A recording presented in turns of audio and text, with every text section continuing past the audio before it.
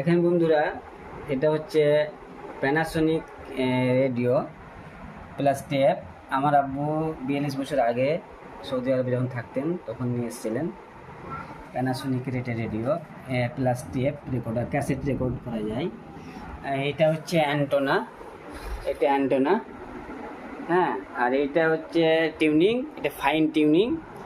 আর এটা হচ্ছে এটা হচ্ছে এটা হচ্ছে রেডিও অফ অন।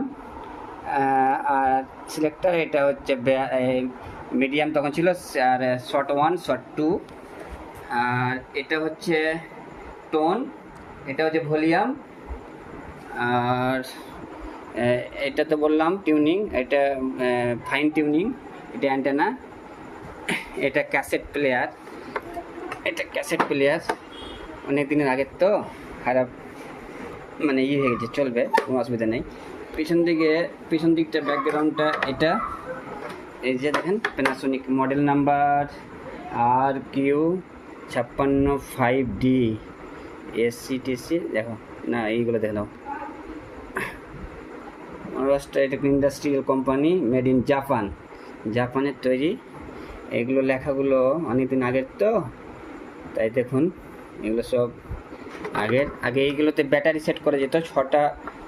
ছটা ব্যাটারি লাগতো, এখানে 6টা ব্যাটারি থাকতো। এটা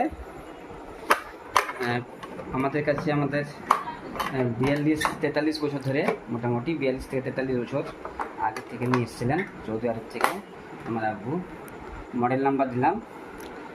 আর এই তো আমাদের রেডিও দেখছেন, এখানটায় এই টেপের এটা মানে ফাংশান, এটা রেডিওর ফাংশান।